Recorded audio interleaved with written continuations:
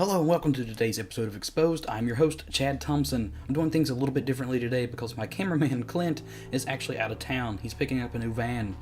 So what we're going to talk about on today's episode of Exposed is our commercial we did for the Guilt Tattoo Shop in Abingdon, Virginia, near our hometown.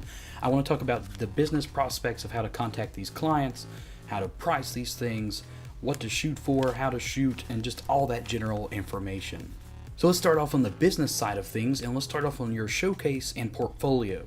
So when you're going to approach these clients to do these different types of projects, whether it be a commercial, just some kind of cool little fun video, an actual movie, photographs, and whatever that is, you want to have a strong portfolio and showcase to show that client first that one, you are capable of doing what they need you to do, and two, you can meet their demands, their quota, and make something that is going to be memorable to their consumers. Next, we're going to talk about is how to contact that business. Now that you've got your portfolio developed and you're ready to show that off to these businesses and clients, you need to think about how you're going to contact these businesses. A lot of businesses get a lot of contact information from many photographers and videographers. So you've got to develop a way to contact them and communicate in a way that's going to land you the job over them. The next thing to talk about on the list is working with the client. Obviously, you're going to use your artistic and creative freedom to make something that's special for the client that's never been done before, never been seen, and is ultimately going to drive revenue to their business.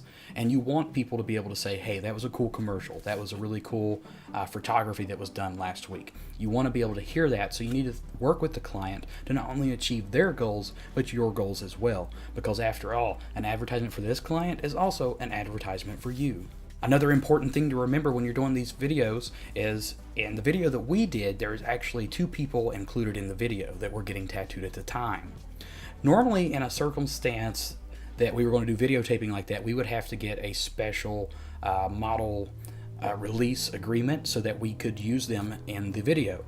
But since the tattoo shop has some special guidelines and they already fill out contracts stating that photos and videos are a possibility for use at the tattoo shop, we didn't have to do so this time. Obviously, it would have been smarter for us to go ahead and do so, but we kind of had a close connection with the models that were involved for one, and two, the tattoo shop kind of already went ahead and took care of that for us.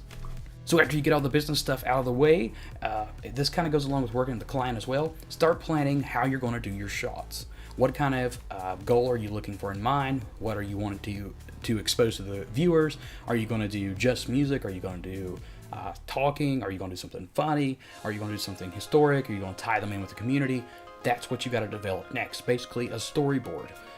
Since this video shoot was only approximately going to be between 30 and 60 seconds, there wasn't as much detail involved as, say, a 5 or 10 minute video or a music video or something of that sort, but there still was a lot of planning involved. We knew that we wanted to incorporate the tattoo shop as a whole, the people who work there, as well as show some people getting some actual work done. We also wanted to show the surrounding town and area to see how that tattoo shop actually fits into the community that it's a part of.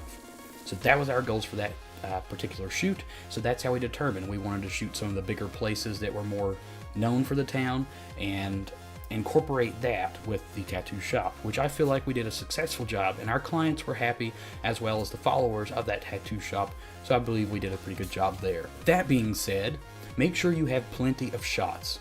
We filmed approximately a half an hour's worth of material that we compressed down into about 30 to 60 seconds. So roughly, we think about it this way. You can never have too many shots, but you can always have not enough. And even though we filmed for approximately 30 minutes at multiple locations, getting multiple shots, retake after retake, we still feel like we didn't have quite enough shots for our personal taste, but we made it work. Always try to make work with what you can. If you can go back and reshoot after you've noticed you need more, I highly recommend that. If it's not a possibility, try your hardest to make it work the best you can. Finally, the next thing I want to talk about on my list is royalty-free music. I personally love Pond5. Most of the songs I buy from Pond5 range from $2 to $10. I think the most I've ever spent is maybe 20 or 30 bucks on a song. But it's a full 5-minute song, all instruments and everything. You can find everything on Pond5, from music to sound effects, even After Effects projects for video animations and all kinds of effects and cool stuff like that. Unless we want to create the music on our own, we go here because it's cheap, it's easy, and bam, you got a song in no time that sounds great. So that about wraps it up for Exposed today. Be sure to tune in on Friday when we bring up our next week project. And also this Friday we will have a real DIY section, I promise. There's just so many things going on this past week. Clint and I both were in a local rock band that was doing a lot of shows and stayed super busy. And our last show was supposed to be over the weekend, and preparation for that, along with bad timing with the tattoo shop and some problems that occurred there, didn't allow us to actually go in depth and make a video on a DIY. But this week, we don't quite yet know what video topic we're going to go with because we have a whole list of ideas that we want to do. We're going to pop that out on Friday, as well as, you guessed it, throw in that DIY weekend inspiration. We also have a Facebook channel that is coming up that we're going to put a link for down in the description. And if you would, go ahead, please, and just rate, comment, and subscribe on our videos. We will love you long time. But that wraps it up again for today. I'm your host, Chad Thompson, and you've been watching Exposed.